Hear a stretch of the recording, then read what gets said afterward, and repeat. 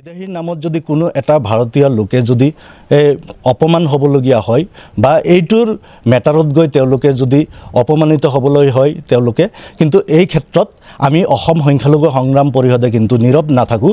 আমি ইয়াৰ বিৰুদ্ধে তীব্ৰভাৱে গণতান্ত্ৰিক আন্দোলন গঢ়ি তুলিম। প্ৰথমতে মই অসমৰ মাননীয় মুখ্যমন্ত্ৰী ডাঙৰীয়ালৈ ধন্যবাদ জ্ঞাপন কৰিছোঁ।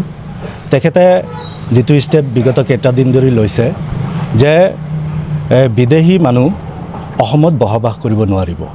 সেই ক্ষেত্ৰত আমিও অসম সংখ্যালঘু সংগ্ৰাম পৰিষদে মাননীয় মুখ্যমন্ত্ৰীলৈ একমত আছোঁ আৰু হয় অসমত কোনো বিদেশীয়ে যাতে থাকিব নোৱাৰে সেই বস্তুটো আমি স্পষ্ট আকাৰে বিচাৰোঁ যে কোনো বিদেশী আহি যে অসমত দবদবনি কৰিব বা অসমত বসবাস কৰিব সেই কথাটো আমি কোনো পৰ্যায়ত মানি ল'ব নোৱাৰোঁ।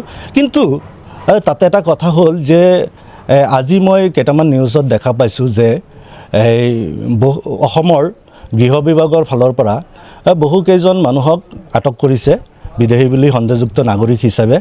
মই এই ক্ষেত্ৰত এটা কথা স্পষ্টকৈ ক'ব বিচাৰিছোঁ যে চাওক আপোনালোকে অসমৰ পৰা বিদেশীক বহিষ্কাৰ কৰিব বা বিদেশীক পঠাই দিব, বিদেশীক চিনাক্তকৰণ কৰি তেওঁলোকক বিদেশলৈ পঠাই দিব। সেই ক্ষেত্ৰত তেওঁলোকক চুচৰাই এটাকৈ বিদেশীক পঠাই দিব লাগে। কিন্তু বিদেশীৰ নামত প্ৰকৃত ভাৰতীয় লোকসকলক যাতে কোনো পধ্যেই হাৰাশাস্তি কৰিব নোৱাৰে।